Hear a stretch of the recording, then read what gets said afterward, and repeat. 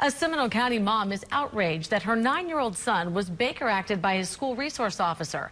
The woman admits her son has had an outburst, but believes that this officer went too far, having the boy committed. Seminole County reporter Tim Barber is live at Sanford's Wicklow Elementary School, where the boy goes to school. And Tim, you asked if this officer followed procedure.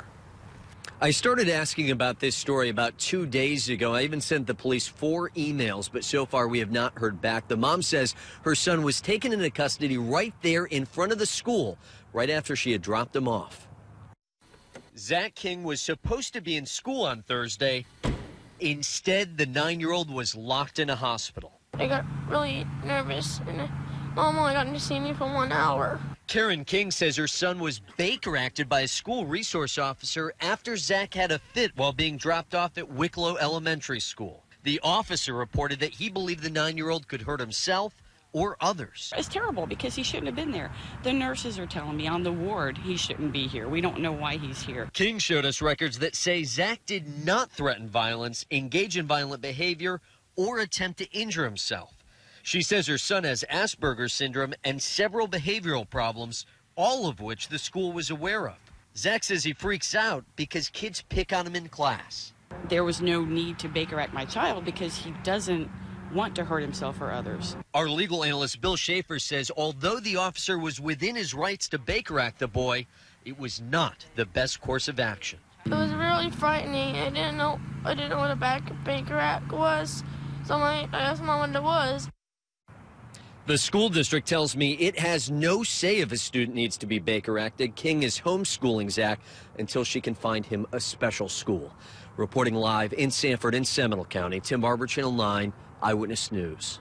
Now, the state says someone can be Baker acted if they appear to have a mental illness, present a danger to themselves or to others, or if they're unable to understand the need for the mental health exam.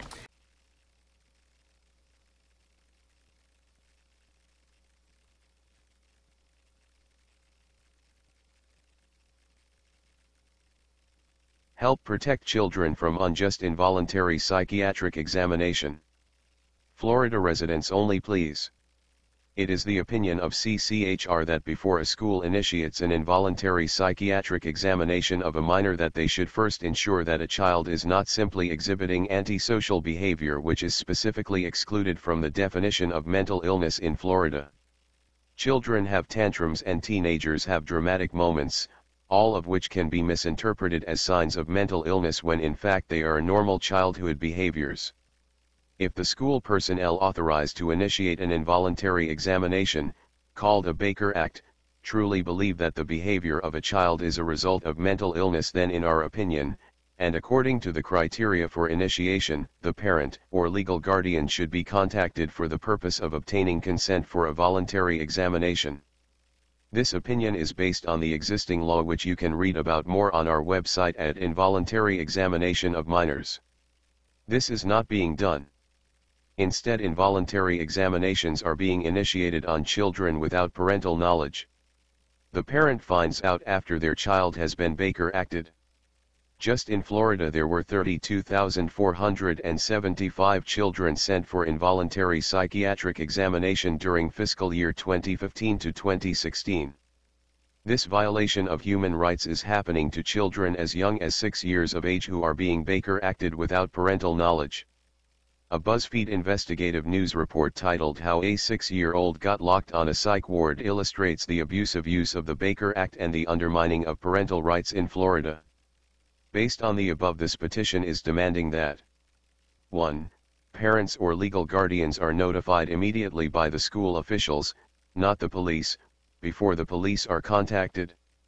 No involuntary examination may be initiated without the parent first being given the right to refuse voluntary treatment as laid out in Florida Statute 394.463 involuntary examination, which states the person has refused voluntary examination after conscientious explanation and disclosure of the purpose of the examination.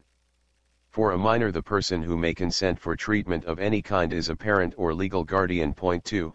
Parents or legal guardians are told to come to their child's school immediately and given information on the situation. If no contact at first call, all emergency numbers for the child are called until someone is reached. 3. At no time is a child removed from school premises without parental knowledge. Parents or legal guardians are to be given the option to take full responsibility for their child and work with the school and police to calm the situation down as laid out in Florida Statute 394.463 Involuntary Examination, which states, and it is not apparent that such harm may be avoided through the help of willing family members or friends or the provision of other services. 4. That the existing law governing the involuntary psychiatric examination of children be amended to restore parental rights by clearly stating the exact procedure that must be followed for a minor and by enacting penalties for failure to properly execute this law.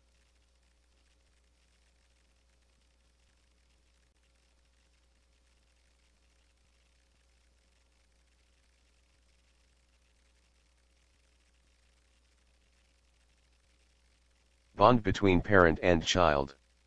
The bond between you and your child is unique. Baker acted problems. All children in Florida are in danger of being Baker acted, handcuffed, taken, and detained in a psychiatric facility without parents' or guardians' knowledge or consent, per the Baker Act. All it takes is something as minor as a tantrum to set this in motion. The Florida Baker Act was intended to be a good beneficial law, and in many ways it has brought mental health care in Florida, and other states that have copied this law, out of the dark ages and into the 20th century. Now that we are in the 21st century, we see the abuses of this once groundbreaking legislation. The Baker Act authorizes schools to have your child removed from his or her school, transported to a psychiatric facility by the police in handcuffs and held for a psychiatric examination. Neither prior notification nor parental consent before being Baker acted are necessary, and we feel they should be.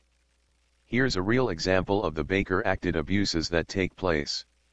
Video player 00:0002:06.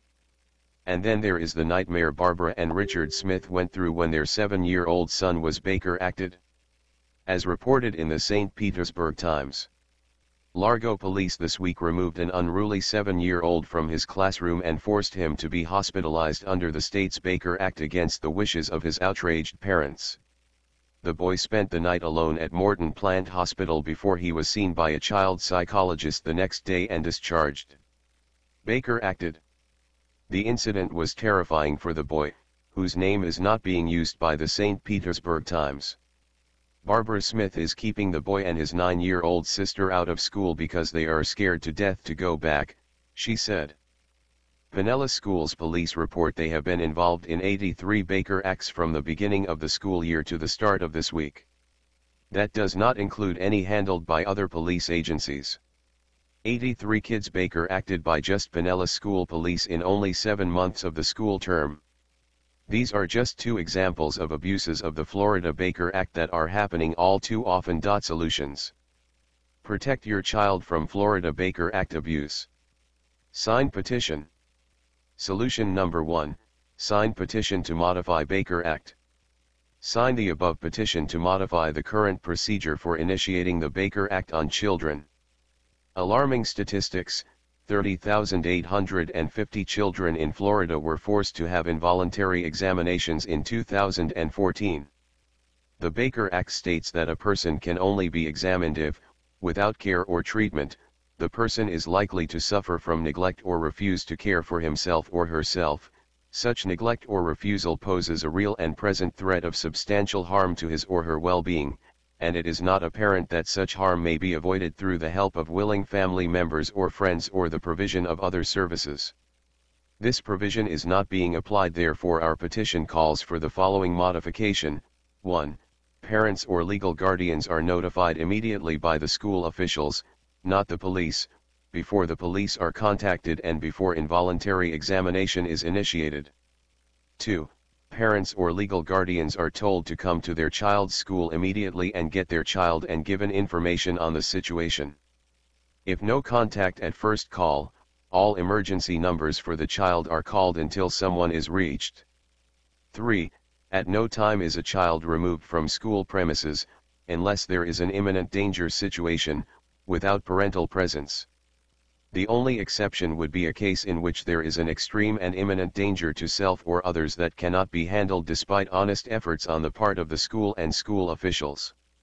In other words, parents or legal guardians are given the option to take full responsibility for their child and work with the school and police to calm the situation down before involuntary examination is initiated. Solution number 2, non-consent form to protect your child at school. Protect your children. Inform your children's schools that they must contact you before they take any action to initiate the Baker Act on your child by issuing them a notarized non-consent form. Note: on form, click print or download button at top right. Click here to download the non-consent form in English. Click here to download the non-consent form in Spanish. Once you have downloaded the form, take it to a notary, sign it and have notarized one form for each child, then deliver these forms to each child's school administrator. Keep copies of these forms for your own records. Also, inform other parents to utilize these forms to protect their children. This non-consent form is meant to prevent, or at least limit, the state's ability to remove a child from school for psychiatric examination. The notices given in the form put a school on alert that it should not allow a student to be examined without the consent of the parent or guardian. There are certain emergencies in which removal for examination would be allowable, even if this kind of non-consent form were used. However, the filing of the form would give a school pause before allowing removal for an involuntary psychiatric examination.